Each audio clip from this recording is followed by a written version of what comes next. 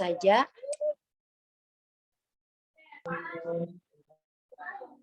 Langsung saja saya persilakan kepada Bapak Kurniawan untuk membawakan materi pada malam ini.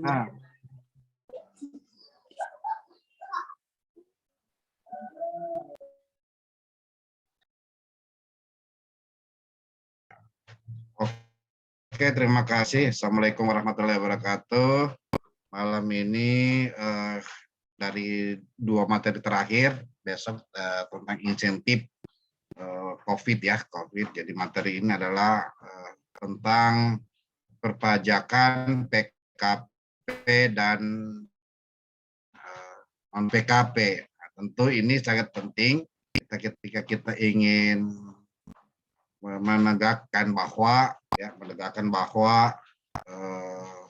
pajak ini wajib dibayarkan oleh wajib pajak ya, baik itu badan maupun orang. Tentu kita harus kembali melihat entitas wajib pajak tersebut ya, baik itu belanja di APBN maupun belanja di APBD, sehingga kita tidak serta-merta setiap kegiatan-kegiatan belanja pemerintah harus dibayarkan pajak pertambahan nilai.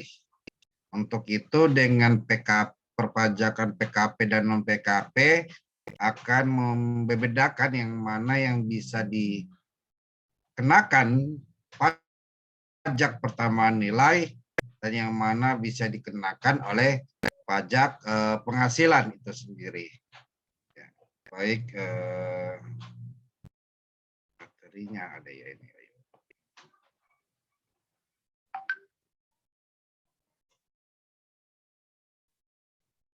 Baik, saya sengaja lebih awal ya mengangkat materi ini karena juga sekarang dimulai tahun anggaran baru, tentu belanja-belanja pemerintah daerah, belanja-belanja pemerintah pusat tentu akan erat kaitannya dengan pajak ya, pengusaha kena pajak dan non pengusaha kena pajak. Jadi PKP ini adalah pengusaha kena pajak dan non pengusaha kena pajak itu sendiri. Ya, agenda pembahasan dasar hukumnya ya. Dasar hukumnya kita kembali di aturan bahwa di Undang-Undang Nomor 7 Tahun 2021 tentang harmonisasi perpajakan. Undang-Undang Nomor 42 Tahun 2019 perubahan ketiga tentang pajak pertambahan nilai barang jasa dan penjualan atas barang mewah. Permenkeu 68 2010 tentang batasan pengusaha kecil pertambahan nilai dan Permenkeu 197 2013 tentang perubahan Permenkeu Peraturan Menteri Keuangan Nomor 69 tahun 2010. Jadi glosariumnya adalah kita lihat di pasal 1 angka 15 bahwa Undang-Undang Nomor 42 tahun 2019 junto Undang-Undang Nomor 7 tahun 2021 tegas disebutkan bahwa pengusaha kena pajak adalah pengusaha yang melakukan penyerahan barang kena pajak dan atau penyerahan jasa yang dikenai pajak berdasarkan undang-undang tersebut. Nah, di pasal 1 huruf D, kedua butir 1, butir L ya, Undang-Undang 11 tahun 94, pengusaha kena pajak adalah pengusaha sebagaimana ya, ini tentang pengertian pengusaha kena pajak. Ini pengertian tentang pengusaha non PKP atau tidak kena pajak. Nah, pengusaha kena pajak adalah pengusaha sebagaimana pada huruf K melakukan penyerahan barang kena pajak atau jasa kena pajak yang tidak dikenakan dalam undang-undang ini. Ini tidak termasuk pengusaha kecil yang batasannya ditentukan oleh Menteri Keuangan. Jadi pengusaha non pengusaha kena pajak adalah khusus pengusaha kecil. Ya. Pengusaha kecil itu ada kriterianya. yang diatur oleh peraturan Menteri Keuangan. Jadi yang mana kecil, yang mana besar nanti kita ulas di slide berikutnya, sehingga kita tidak bisa kenakan wajib pajak tersebut baik orang atau badan dengan pajak pertambahan nilai. Cukup kita bisa kenakan pajak penghasilan itu sendiri. Nah, apa itu penyerahan barang kena pajak? Sudah tergambar di sini. Ya, pertama pemakaian sendiri atas cuma-cuma ya. Penyerahan barang kena pajak kepada pedagang atau perantara mulai juru lelang, pengalihan barang pajak kena pajak karena suatu perjanjian, penyerahan hak atas barang kena. Ya, jadi kena pajak karena suatu perjanjian. Ya. Penyerahan barang pengusaha dalam rangka perjanjian pembiayaan yang dilakukan bersyariah, barang kena pajak dari pusat ke cabang, penyerahan barang kena pajak secara konsinyasi dan barang kena pajak berupa persediaan atau aktiva, ya aktiva yang menurut pembubaran perusahaan. Ini tentang apa sih penyerahan kena pajak. Oke.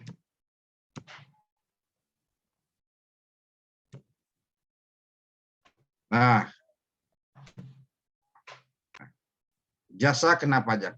Tadi saya sudah uraikan tentang apa saja barang kena pajak. Ini jasa kena pajak. Nah, jasa kena pajak berarti menitik beratkan bahwa penghasilan.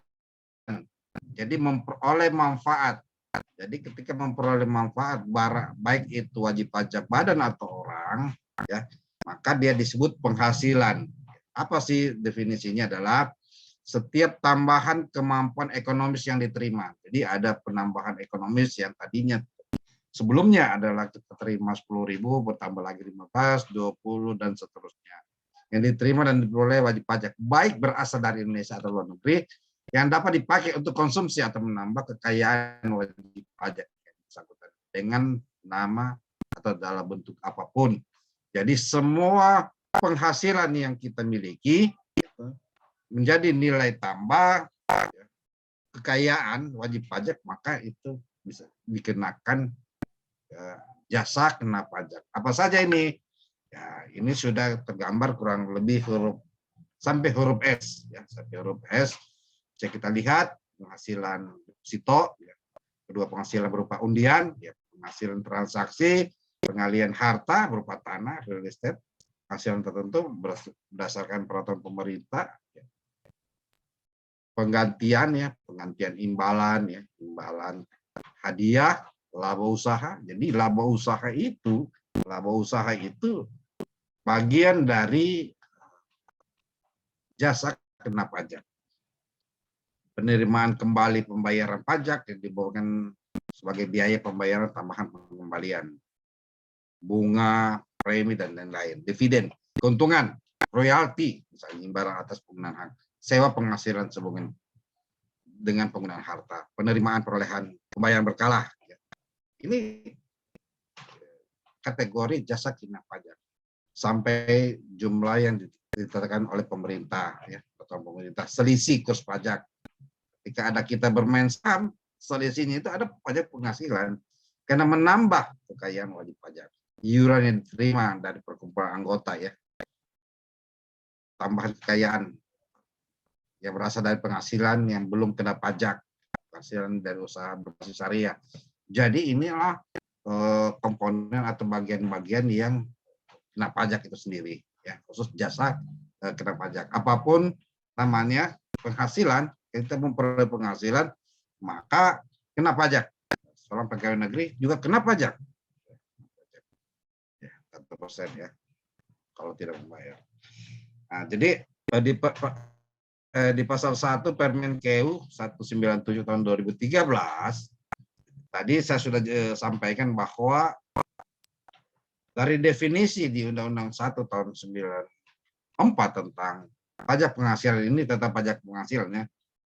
Pajak penghasilan tidak termasuk pengusaha kecil.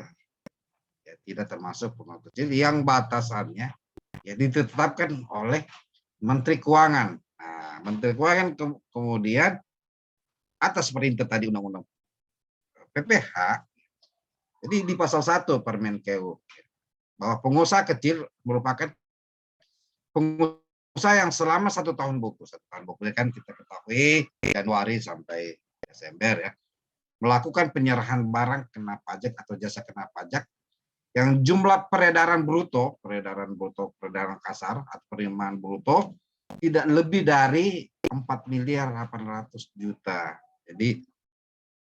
Jadi pengusaha kerja pajak inilah yang namanya non PKP ini, saya persingkat saja, yang non PKP ini tidak dikenakan PPN yang dikenakan oleh dalam PPH.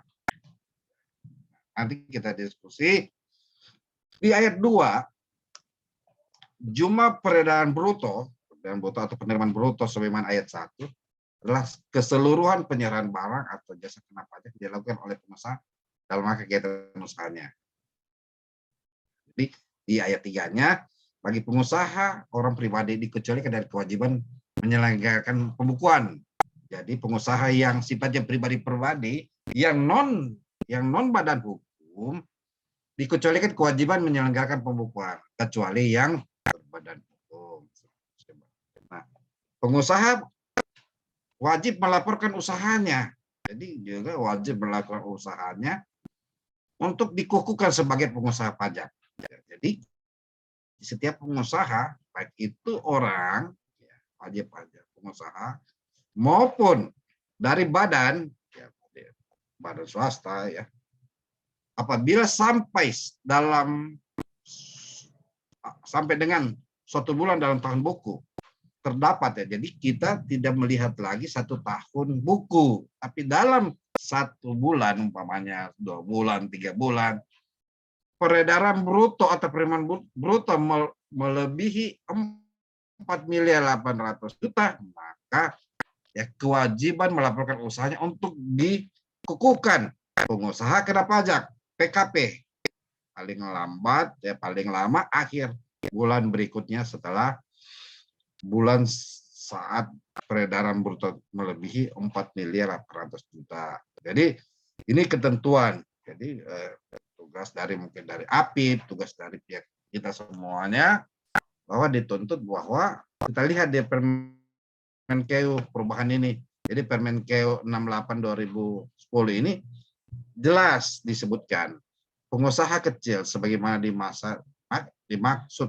ayat 1 tidak wajib melaporkan usaha dikukuhkan. Jadi pengusaha kecil itu tidak wajib ya ada PKP-nya ya, untuk dikukuhkan sebagai pengusaha kena pajak, dan tidak wajib memungut, menyetor dan melaporkan pajak pertambahan nilai. Jadi tidak wajib. Yang wajib itu ya, syaratnya adalah yang dimana peredaran bruto atau penerimaannya sudah melebihi 4.800.000.000 rupiah. Jadi kita bisa lihat dari situ.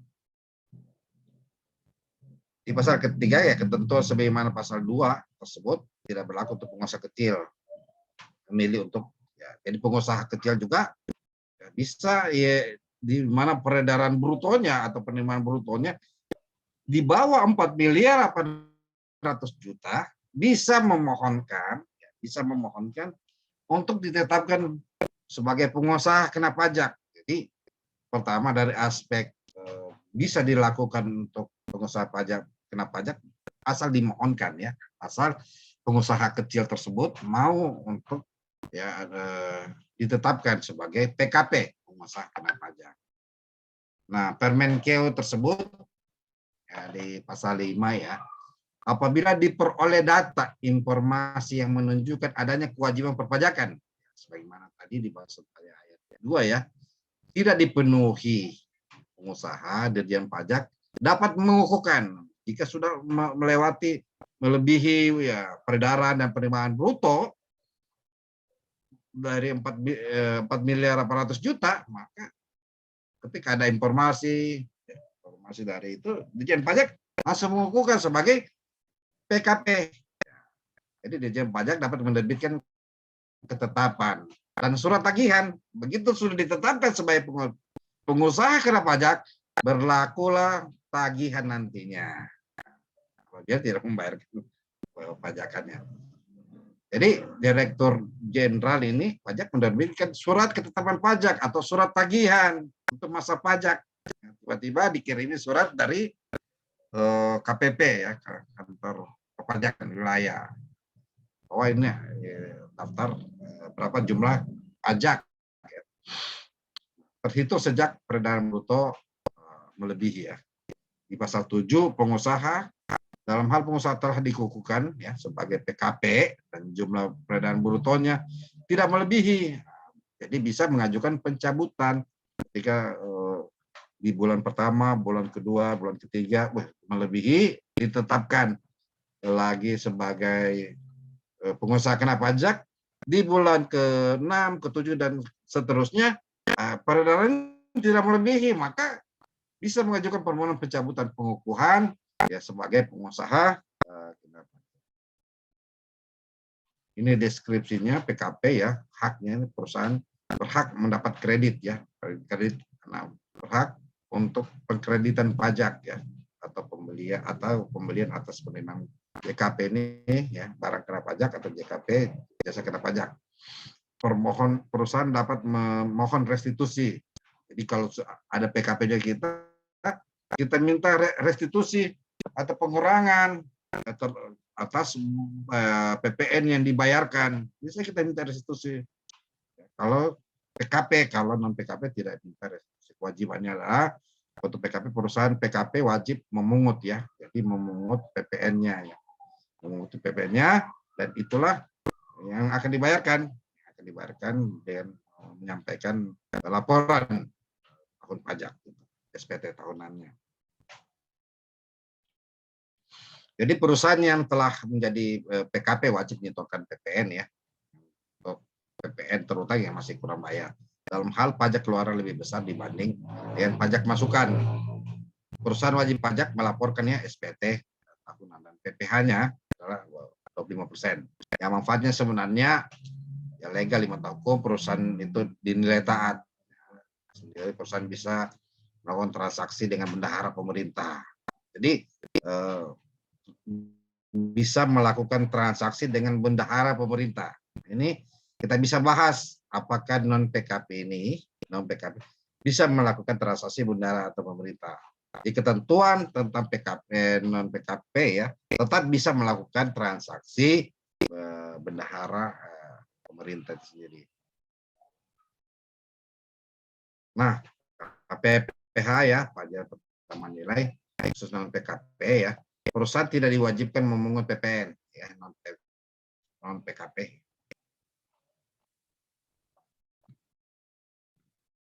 Jadi, supaya terang.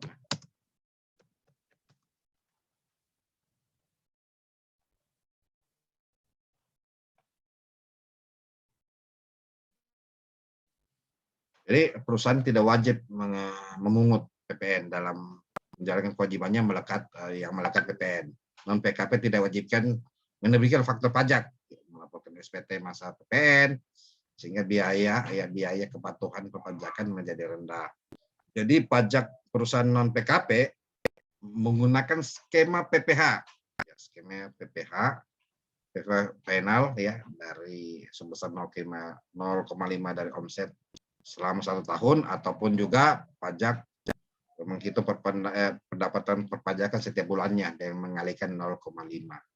Cara lapor pajak perusahaan non PKP yang menggunakan formulir pemberitahuan masa PPh. Selain itu juga SPT PPh badan non PKP melampirkan SPT asli ya. Itu jadi dia 0,5.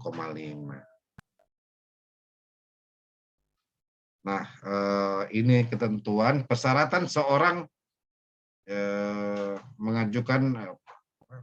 seorang pengusaha mengajukan pernyataan non PKP. Jadi kita juga lihat kalau teman-teman auditor atau teman-teman P2 PD ya ingin mendorong peningkatan pendapatan daerah, tentu kita lihat apakah PKP atau non PKP. Dilihat dari surat pernyataan dan kekayaannya. Nah, di aturan yang lama sebelum terbit Undang-Undang Cipta Kerja nomor 11 tahun 2020, ketentuan tentang mikro, kecil, dan menengah ini dijelaskan ya di pasal 6 ya, untuk usaha mikro dan rumah tangga aset kekayaan bersih 50 juta, ya, omset rata-ratanya 300 juta. Usaha kecil aset kekayaan bersihnya 50 sampai 500 juta. Beromset penjualan rata-rata sekitar 300 sampai 2,5 miliar. Menengah aset kekayaan bersihnya senilai 500 juta sampai 10 miliar. Punya omset penjualan per tahun sekitar 2,5 miliar sampai 5 miliar. Nah, di undang-undang ya, kita di Undang-Undang Cipta Tenaga Kerja, jadi PP 7 tahun 2000 ya, PP masih juga PP 7 tahun 2021 di pasal 35 ya jelas bahwa dia membagi kriteria tentang pengusaha ya, pengusaha kecil ataupun kriteria usaha. Nah, kriteria modalnya, jadi ada kriteria modal dan ada kriteria modal penjualannya. Kriteria modal ini, jadi ada kriteria penjualan ya. Ada dua kriteria.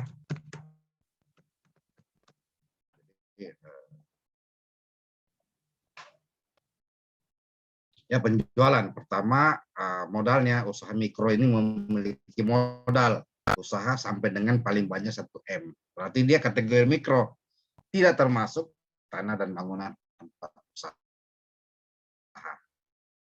Kalau dia kategori mikro dengan modal ya, usaha ya, jadi mikro, habis itu naik lagi grade-nya menjadi kecil, memiliki modal usaha lebih dari 1 M sampai dengan paling banyak ada perbedaan menengah,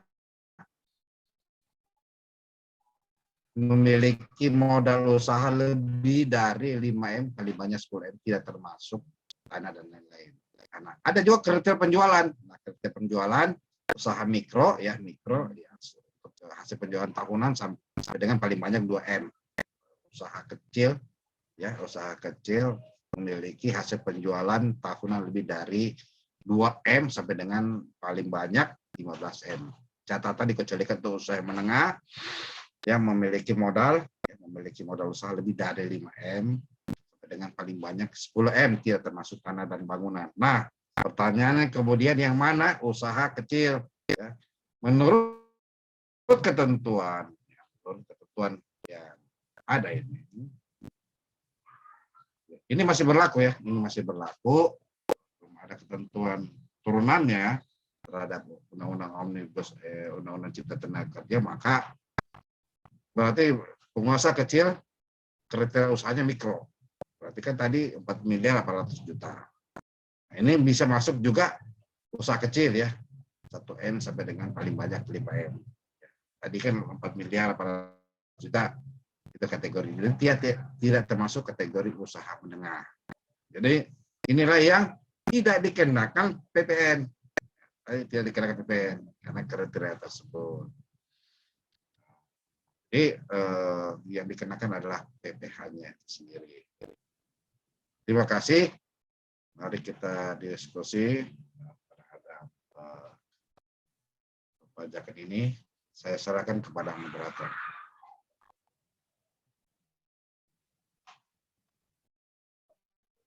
Ya.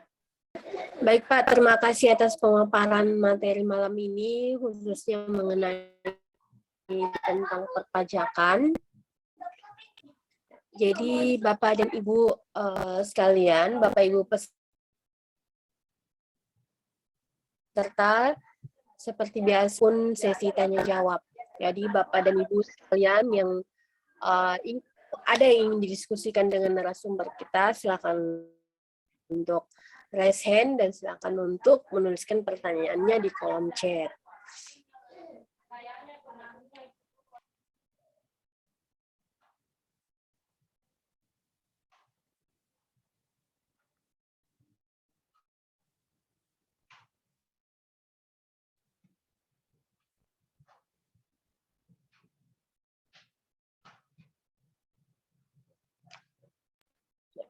khususnya pada malam ini materi kita yaitu perpajakan PKP dan non-PKP.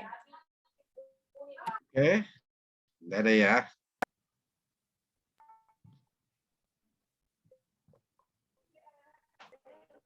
Oke, baik Pak. Mungkin tidak ada pertanyaan dari Bapak Ibu peserta sekalian. Pak, ada yang disampaikan mengenai dengan Ya. Jadi kalau tidak ada pertanyaan, ini materi memang materi terkait dengan perpajakan kita, belanja APBN ya, belanja APBD. Artinya kita tidak serta-merta meminta kepada wajib pajak ya, wajib pajak khususnya orang ya ataupun badan apabila belum dikukuhkan sebagai pengusaha kena pajak. Jadi sebelum dikukuhkan pengusaha kena pajak, maka dia kategori fokus non PKP. Nah, nanti kalau dia non PKP berarti bebannya adalah ya, PPh.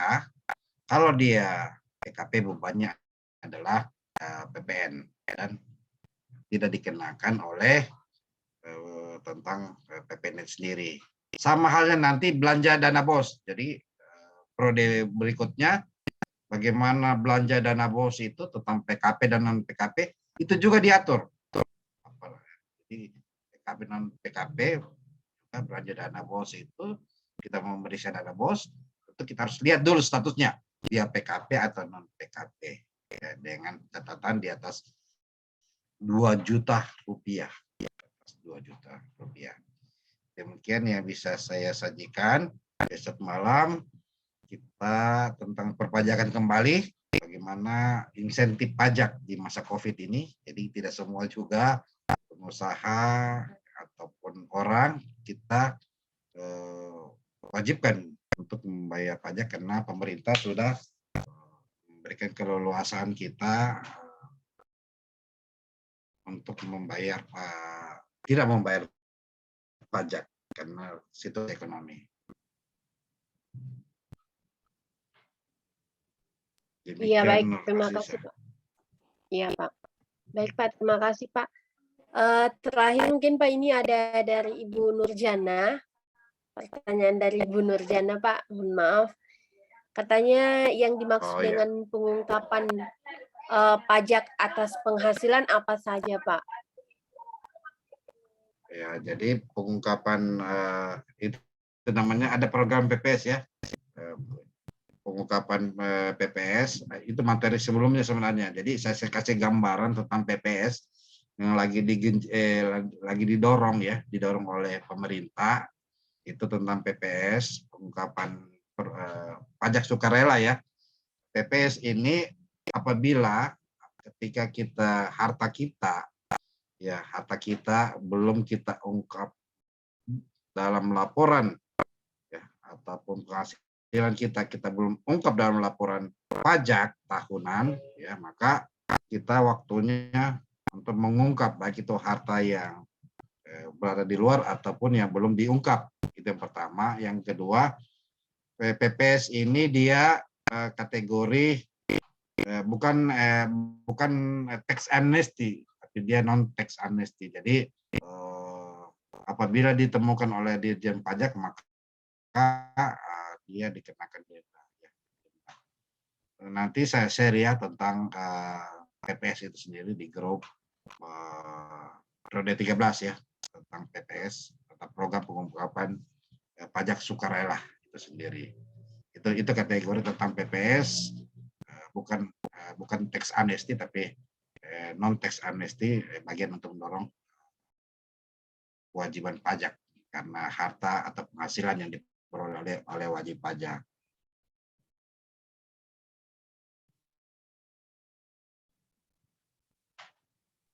Iya, Pak. Jadi ini lanjut, Pak, sedikit ada katanya jika menggunakan alat berat milik sendiri atau sewa, pajak atas alat berat tersebut dipungut oleh siapa, Pak? Ya, jadi kita bicara pajak alat berat ini kan termasuk ketentuan pemungutan pajak kendaraan bermotor alat berat. Nah, ya paling